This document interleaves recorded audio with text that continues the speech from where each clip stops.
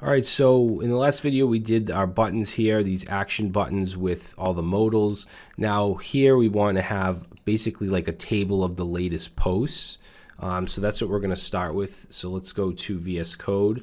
Make sure you go above the modals. Well, I mean, you don't have to. You can put this modal markup wherever you want. I just prefer to keep all modals below the rest of the markup. So I'm going to go right below the actions. And let's say posts. So we'll have a section here with the ID of posts. And inside here we'll have a container. And what we're going to do is have a 9-column div. So we'll have a 9-column, and then we're going to have a 3-column. So we're calling it post, but it's actually going to be the whole area that has the post table as well as the boxes on the side. I mean, I guess you could call it something different, but I think it's fine. So let's put our row, and then let's do our call-md9. And just so I don't forget, right under it, let's do our call-md3. Okay, so inside the 9-column div, we're gonna have a table, but we're gonna put it inside of a card. So let's put a class of card, and it's gonna have a header. So we're gonna say card header, and it's gonna be an H4, and we'll say latest posts. Okay, and then underneath the card header div is where we're gonna put our table, and we're gonna give this a class of table and a class of table striped. Okay, I wanted to have that striped effect. So here we'll have the table head. So let's do T head, and I want the table head to have a dark background, so we can use T head dash dark here. And then let's do our table row for the headings, and then each one will have a TH. Okay, so this will be the ID. I'm just going to put a number sign. Let's do, let's see, what do we need? 1, 2, 3, 4 more. So I'm just going to do times 4. And this one will be the title of the post. This one will be the category. This one will be, we'll say date posted, or let's just do date. And then the last one I'm going to leave blank because that'll be the details button. Okay, so now let's go under the T head and let's add T body. And we'll do our first row here.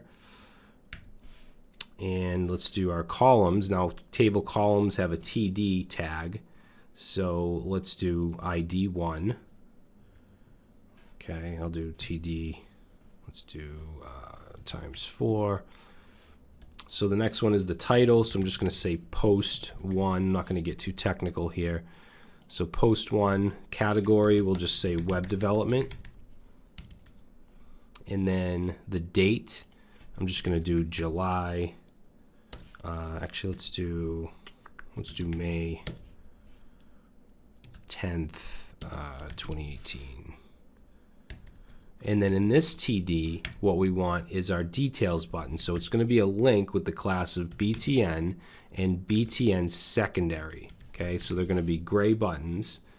And it's going to go to a page called details.html, which we will create. And inside the link, we're going to have an icon. So it's going to be FAS and FA dash angle dash double dash right. Okay, so it's going to be a double arrow, and we'll say details. So let's actually save this and see what it looks like. Okay, so that's what it should look like for now. All right, so let's go back, and we want a bunch of other posts here, obviously. So let's actually just copy this TR inside the T body. So we'll do 2, 3, 4, and 5. So we'll have 5 different posts. Actually, let's do 6. So we'll do one more. 6. And then I'm just going to change the content a little bit. So we have the first one here. Then we have the second one. So ID 2, post 2. And as far as the category, let's say tech gadgets. We'll change the date to the next day. Details, that can stay the same. This one will be 3, so post 3. And for a category, we'll just leave web development. We'll say the 13th. This one will be 4, so post 4. And let's see, post 4, we'll give it the business category. We'll say May 15th. And then what's this? This is going to be 5. So we'll say post 5. And we'll keep that as web development. We'll say 17th. And then this last one will be 6. So post 6. And let's give this one the health and wellness. And we'll say May 20th for that. All right, so let's save that. And there we go. So there's our card with our table inside of it. We have our little details here. But wait a minute, the details doesn't look right. Why is that? That's because I did dash here. This should be separate, obviously. So let's get rid of that dash.